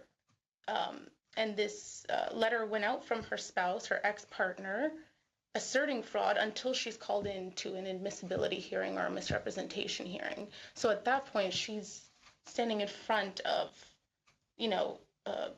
an officer and trying to prove that, yes, her marriage was genuine, and yes, she left because of abuse. She may, again, because she was in an abusive situation, she doesn't have all of that documentation. She was an immigrant woman. She might have been afraid to approach the police. There's so many factors surrounding. Have you seen many cases? Sorry, I'm just because of time trying to get to a quicker answer. Have you seen cases where women have been abused or claimed abuse and been deported based on that? Or has the hearings, you're saying the hearing process is a tougher process, it needs to be better? I'm just trying to wonder, I've not seen too many cases where as a result of a claim of fraud, somebody has been removed.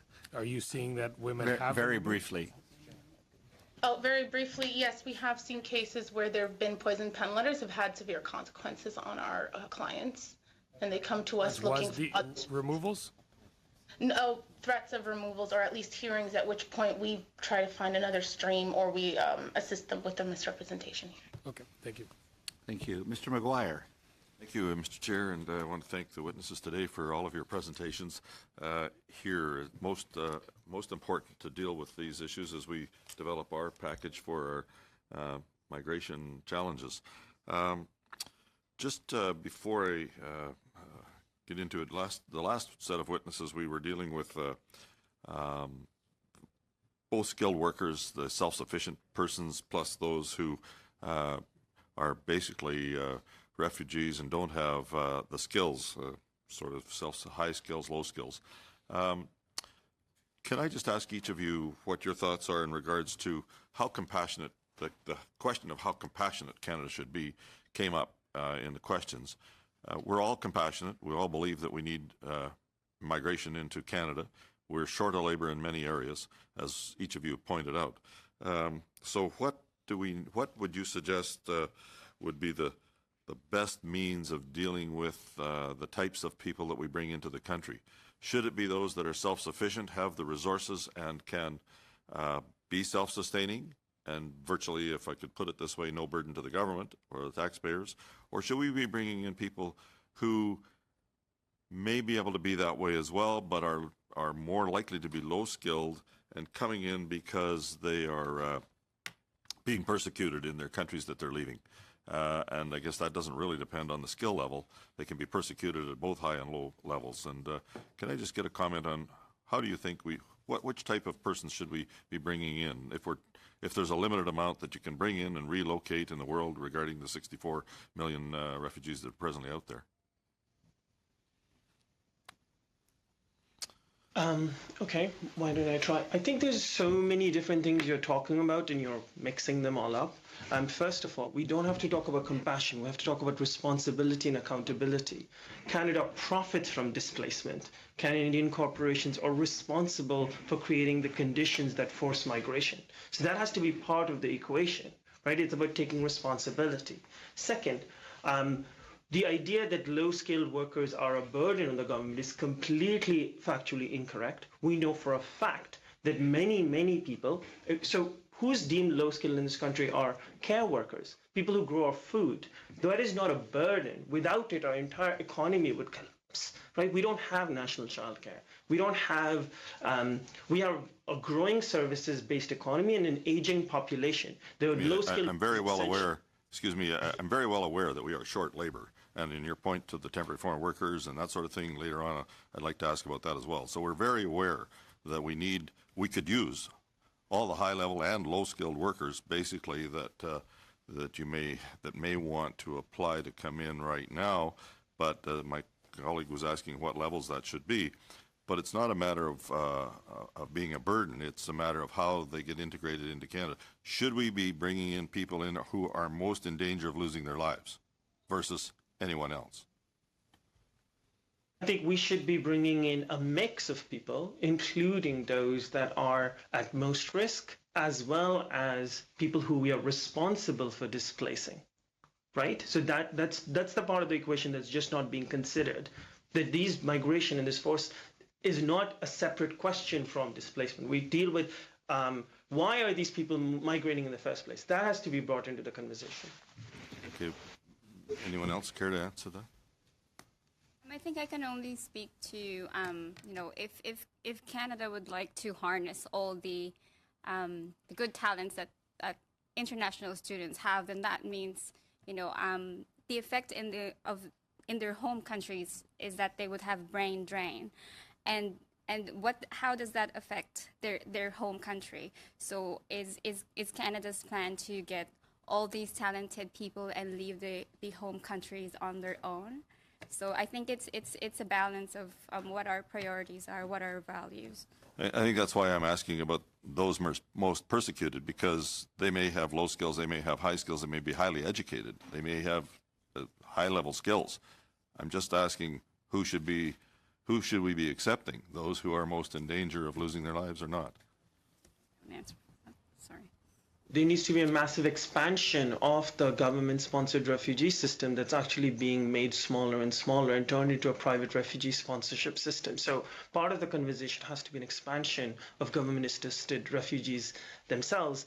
And I think we need to separate what is happening here is you're essentially saying inland refugees versus overseas refugees, and they're being pitted against each other. This kind of people will come whatever path is available to them. They might come as refugees, international students, foreign workers, because that's the path that's forced upon them. That's not a fundamental characteristic of who they are, right? So we need to expand the system, and we need to stop trying to treat all of these categories as opposites to each other.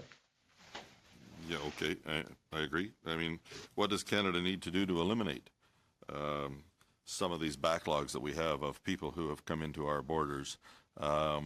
In order to make sure that we can get them into the workforce in a proper amount of time rather than having to wait a year and a half before they even get a hearing, what do we need to do to speed that process up to get them into the workforce as quickly as we can, or make sure that the people who are coming in are the ones that are actually legally going to be allowed into Canada? There are those who are being sent back out of the country or deported again, a smaller proportion, but how do we sort that out? What's the best way of doing it? Because it certainly is a huge backlog right now, and it's eroding the confidence of Canadians in regards to our immigration process. I mean, I would say that the first step is actually expanding the reason there is a backlog is because there is a quota. There's essentially a ceiling where people aren't being processed. And in addition, there's been, for example, the IRB, the ID, all of these divisions don't have enough members. But the bigger issue is that the levels and mix are not responsive to the reality. Let me just speak to international students. There's about 400,000 international students coming into the country each year. Right? But there's less than 300,000 people coming into the country as permanent residents. A lot of these students want to live here as permanent residents. 10 years from now, they're going to become undocumented. We have members across the country who are students who are not getting PR. So our problem is that we're not understanding the entire immigration system needs to have more people come in and with a broader mix and a different mix than is currently in place. I need to end you there, sorry. Ms. Kwan? Thank you very much, Mr. Chair, and thank you to all the witnesses for their presentation. I think it's important to note that government-assisted refugees versus that of inland asylum seekers, which is under the protected persons stream, versus immigrants and so on, they're all under different streams. And to somehow create an environment where they're competing against each other is a false dichotomy. I just have to say that and put that on the record. I'm going to go to the witness, Ms. Abazgaya. Yes. Thank you. ESL. So that said, now you raised actually, I think, really critical issues around the safety of women and sexual violence and violence against women and so on, domestic violence and so on, and the fact that women need to seek asylum because of that. You mentioned that the United States under the current administration is not a safe country anymore, and therefore it should be the Safe Third Country Agreement should be suspended. And so on the flip side of it, the Conservative argues that we should in fact apply the Safe Third Country Agreement to the entire border, and the government, the Minister Blair, is in fact considering that because he did not refuse to entertain that at the Public Safety Committee. So I just would like to have your quick comments on that aspect, please. Very quickly, I think we can say, at least from the clinic's perspective, that we believe that the current U.S. administration is not taking a policy stance or is not really been standing up to its human rights obligations in regards to asylum seekers that present themselves at their borders. We see this with the migrant caravan dilemma that they've been facing, specifically the fact that they're not allowing these people who come to the border to even seek asylum when they are legally allowed to do so. So for us as Canadians to say, you people who've come to the United States, you can't even seek asylum, but the minute you come to the Canadian borders, we're going to say, hey, you're already in a safe country. There's a huge gap there. Do you see what I'm saying? Yes, thank you. I think what you're saying, if I can interpret that correctly, which other witnesses, by the way, at this committee have stated, and that is to say that if Canada suspends the Safe Third Country Agreement, we're not forcing people to risk their lives to cross over irregularly, and then we would actually have orderly migration, where people would actually show up at an official point of entry and be able to make their claim, and then they would go through the IRB process and be assessed accordingly to determine whether or not their claim is a legitimate refugee claim. I think yes, exactly. That's what I understood. Yes. All right. Thank you. I'd like to actually turn to Mr. Hassan at the moment as well. I think that's one of the key issues for all migrants, whether it be caregivers or otherwise. I think what I heard from you to say is that Canada should adopt a policy that clearly states if you're good enough to work here, you're good enough to stay. And so that is permanent residence on arrival. Absolutely. I mean, I think we have seen historically care workers used to come here as permanent residents, then that was taken away. We know that historically most of the first wave of settlers were given land and encouraged to come here as farmers and given permanent residency. It is when racialized poor people from the global south started coming here and working at an intense amount of, I mean, when I talk about 12 hours of work, when I talk about no breaks and lack of decent dignified living, this is what people's experiences is. people are working here, they should be able to get permanent status on arrival. I do want to add that we want to make sure that even if people are so-called not good enough to work, then they shouldn't be deemed inadmissible, say, for example, on medical reasons. We want to create a society where everyone should be able to come here and live with dignity. And I just want to add on the Safe Third Country Agreement very quickly that if it's expanded, people will continue to come, but just come in more and more riskier situations. Migration is not going to stop until displacement stops. People need to move, they will move, and if we make it harder, we're just putting their lives more at risk. I think that on the issue around different people with different skill sets or different abilities, I think you might be referring to the Canada's policy on medical inadmissibility, and whereby we have a policy that discriminates against people with disabilities. Are you suggesting that Canada should repeal that section of the discriminatory law that exists in our Immigration Act? Absolutely. Section 38(1)(c) is inhumane. It is discriminatory. It's against Canada's international obligations. It couldn't even stand up in court. And as many people have argued, thousands of people, in fact, it should be repealed. Thank you.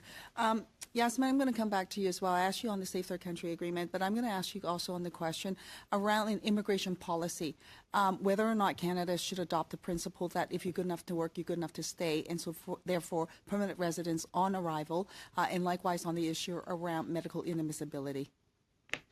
I absolutely echo my friend here with regards to his assertions that absolutely we need to have living caregivers and other migrant workers who come here to have permanent residency on arrival.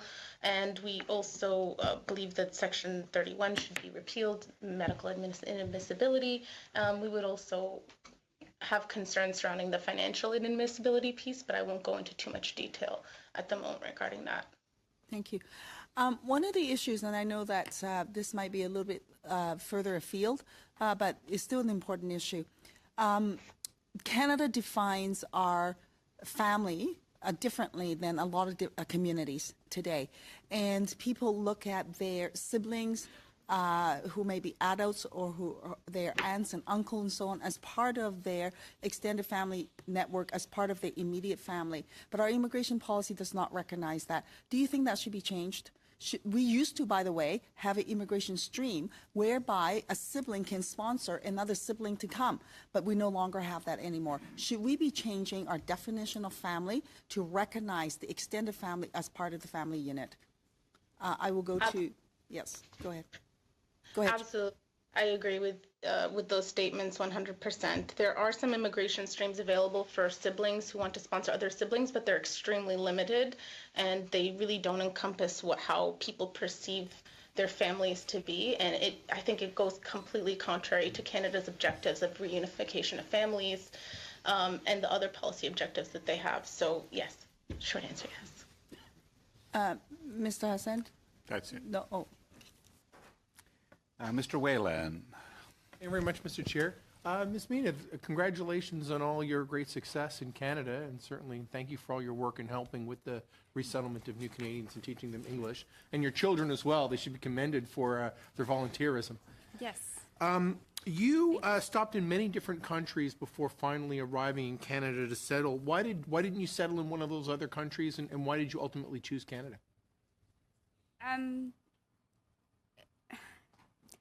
It was easier. It was just easy to get employment. The processing times are much faster. They definitely asked for the same number of documents, like passport and employment history and education background and all that, all those documents. But then to get permanent residency just took a long time.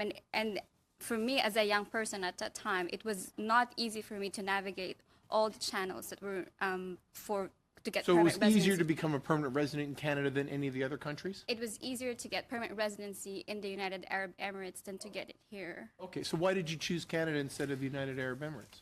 Well, I was thinking about the future of my children.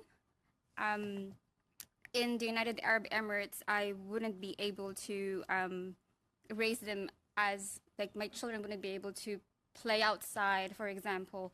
When they arrived in YVR in June, they went out of the airport, and my son said, "Ma, the air is so clean," and that he wouldn't have said anywhere else in the world. And those small things made a difference. And I know that in Canada they will have a good future. They will be contributing citizens of the country. Sure. You talk about support that's available to people being settled in Canada. Should they have more support than is available to Canadians who are already here? Actually, I think it's a win-win for everybody if there is support for them. They are new to the country, and they don't know how to navigate the school system. They don't know where everything is. They don't know where to start. They don't know how to plan their careers in Canada. I think it's important that those channels are addressed so that they could be independent and they could contribute on their own. What I'm hearing in the society is that our budget for settlement workers in schools is getting diminished, or it's not there. So it's hard to do all these programs and offer them and then stop it and then do it again. So it's quite hard. Now, you've done some research on the Filipino community, and I'm assuming that the Filipino community, like many communities of new Canadians, is very interested in family reunification. Yes. Are you picking up any trends in that community as to whether or not they feel that expanding the safe third country, removing the safe third country agreement and allowing more irregular migration might actually limit the ability for them to get their parents into the country? Do they see unfairness in the system? And how is that dynamic playing out? No, I haven't heard of that. Okay, well, that's good to hear. It's something that I'm glad to hear that that's not the case. In terms of Mr. Hussein, you said that the temporary foreign worker program is inhumane. Do you have any qualifications you'd like to make to that statement? I did not say that it was inhumane. I said that the treatment of workers in the system is inhumane. I mean, I just gave you one example, right? So these, on average, right, our members work between 12 and 14 hours a day. They work 6 to 7 days a week, right? They don't have breaks when they're working on farms. There are no toilet facilities available. So this is good. So worker conditions. Now, we've actually also seen that, at least in Atlantic Canada, there's some documentation that suggests that the hourly wages paid for companies that employ temporary foreign workers is actually 30 cents an hour less than for the companies that don't for the same industry. So, you know, is the right thing to do, but you also had said that it doesn't have an impact on wages. Do you have a qualification you'd like to make to that statement, that the immigrant workers don't have a downward pressure on wages? Okay, it's not the workers that have pressure on wages. It's the laws that reduce minimum wage. It's the fact that you've created a temporary system where people are tied to the employer and can get deported if they speak out. Have you ever, if you... Sorry, sir, are you saying then that we should expand the number of people that can come in as workers just as permanent residents and eliminate the temporary foreign worker program? I'm saying a few different things. One, that there should be streams for permanent immigration for low-waged and so-called low-skilled workers. I don't believe they're low-skilled, they're deemed low-skilled. Two, that there should be an increase in minimum wage laws. Three, there should be anti-reprisal protections. In the meantime, there should be open work permits. There should be permits for workers facing abuse. There should be, just for example, in Atlantic Canada, what's happening... Yeah, of course. And just what countries are doing it better? Excuse me? What countries are doing it better? You're pointing out a lot of flaws in our system, and I'm just sort of wondering what countries are doing this better. I think it's important to understand that Canada has more responsibility because it's profited from the displacement of those people. Like when we talk about the conditions here are better, it's because they are worse here. We say, we are here because you are there. Right? This is what we have to deal with. We have to put this into context of global migration patterns. We're not leaving our homes in search of better jobs because Canada is better. We're leaving our homes because corporations, banks, the global economic system has made it impossible for us to live with dignity in places we've called home. Abuzgaya, if I'm probably not pronouncing your name correctly, I'm sorry for that. You had mentioned, or perhaps I misheard, that Canada's immigration system perpetuates gender-based violence.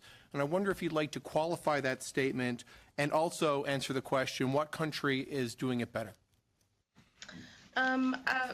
To qualify that statement would be quite extensive, and I believe you can refer to our written submissions that we have provided to the committee, which goes into far more detail in the exact manners in which the Canadian immigration system and policies perpetuate and act as a vehicle of gender-based violence. As far as what countries are doing it better, I would flip that statement on its head a little bit and think about what standard does Canada want to hold itself to? Are we only in the business of comparing ourselves to other Western countries, or do we have certain standards and values that we would like to uphold? I need to end it there. Mr. McGuire, I can give you 1 minute because I want 1 minute for the committee. Thank you. Okay, Mr. Sen, the seasoned ag workers, you mentioned it's been in place for 50 years. It's one of the solutions that you had of the 4 that you had. I just wondered, of course, the seasonal ag workers are not part of the migrant stream. They come in for 8 months and they go home again. Can you just elaborate whether you're in favor of that program or not, given that these people are voluntarily coming into the country, they're working the hours that they want to work, and they have housing and food provided, that sort of thing. Can you just elaborate on that for me? So we have members who've been coming into the seasonal agricultural program for 35 plus years. They come every year for 35 years, right? They are not temporary workers. They've spent more than the majority of their lives here, and they want to be here with their families. At the least, they want to be able to change bad jobs. At the least, they want their families to be able to visit with them. At the least, they want to be able to not actually live in employer-provided housing, which is by and large completely inhumane. Now, not just that, they have no say in the writing of the contracts that are state to state. They are exempt from labor protections. Most ag workers across the different provinces, minimum wage, overtime pay, ability to unionize. This is to call this a choice is completely misrepresentation of what is actually happening, which is maximum exploitation of people, right? What we're calling for is that those people should be able to come here with permanent resident status, and those who are here already should be given permanent resident status. They deserve that and much more. Just as one example, just in Ontario, ag workers paid over $385 million into EI and did not take a cent back last year. Right? That is the number. We are actually paying into the system. Canada needs to actually recompensate people by giving them permanent residency. That is the absolute minimum. I'd just like to interrupt and say, finally, because we're running out of time, that I agree there is quite a difference between the seasonal ag workers and the temporary foreign worker that you were talking about. I do need to end us there. Thank you, witnesses. You could just stay here for a minute. I just want to give committee a few dates in their minds. A reminder that we won't be meeting this Thursday. That meeting is not called. This study is coming to an end. We've asked the analysts to come with a summary of evidence. We've asked that be available January 21st. That's a working date, a goal of January 21st, that you should receive a summary of evidence of the study to date. Backing up from that, that means that we then need to begin the settlement services study. It's the only other study that's now agreed to begin. And that will, I would ask, you've already all submitted your witnesses. I'd ask that you review your witness lists if you want and make any changes to it by January 7th for the settlement services. We have a long list of witnesses, but you just might want to take a look at that. We will resume on January 28th with a business meeting where we'll consider the summary of evidence, and you'll decide whether you want to hear more witnesses on the migration study. But we'll begin on January 30th with the settlement services study. That'll be for 5 meetings. The motion calls for 7. We'll have 5 meetings, and I'm going to reserve a couple of meetings late February in case you want more witnesses on the migration study. So right now what you need to know is January 7th, review your lists. January 21st, expect the summary of evidence, God willing, inshallah. The 28th, we'll have a business meeting to consider the summary of evidence to see if you want more witnesses on this study. Then we begin 5 witnesses, probably beginning with departmental officials on the 30th of January. And then we will continue with the settlement services study until the report is ready for consideration, the draft report, then we'll consider with that next. One last note is that we did, you'll remember, pass a motion with respect to travel. We have not heard back. The buzz seems to be that that will not be in a unanimous consent motion this week, but we haven't heard anything official on that. Mr. Tilson. Will they? Oh, sorry, Ms. Kwan first. I didn't see you. Thank you very much. Thanks for that update, Mr. Chair. I know that in the last appearance with the minister, we lost some time with the minister for reasons that I won't go into. We all experienced it. But given that with this study coming to an end, I would like to suggest that we ask the minister to come back to discuss the levels plan. We haven't had a chance or an opportunity to do that effectively, I think, with the minister because of the various interruptions that's occurred. And so, Mr. Chair, I would like to, if that needs to be moved as a motion, I'm happy to do that or give notice for the motion. There is a motion that was made, I believe, by Mr. Tilson, but wasn't presented. No, it was rejected. I gave an excellent presentation. You did present it, and it was defeated. Yeah, it was defeated. So then I'd like to bring that back because I don't think that's allowed to present a motion of the same nature that has been defeated. It would have to be a different motion. So you might want to think about a different motion, but we can't rule, we wouldn't consider the same motion a second time that has been defeated. Okay, well then. Consent. That's just And unanimous I'm sure consent. they'll consider it. Do I have unanimous consent? I don't see that. Okay, well, in that case, I would. Yeah, then I would like to make the suggestion, given that the motion, the last time, to my recollection, the motion was to strictly discuss the levels plan. I think that perhaps we invite the minister to come back to talk about the levels plan in conjunction with the upcoming budget and the IRB processing related to the levels plan and the streams to that. So then it'll be all three components to which we can have a discussion with the minister. So I would need a notice of motion for that. If it is truly a different motion, I'm not sure it is a different motion, frankly, but I need to think of that. I would need a notice of motion. I'll be happy to table one. Mr. Tilson. Yes. Will our hours of meeting change? Yes, we understand informally, I don't have it formally yet, that we can expect to be meeting on Mondays and Wednesdays from 3:30 to 5:30. Slightly better than Tuesday and Thursdays, Yes. 3:30 to 5:30. All right, and I wish you all a good holiday, and we'll see you in January. Meeting's adjourned.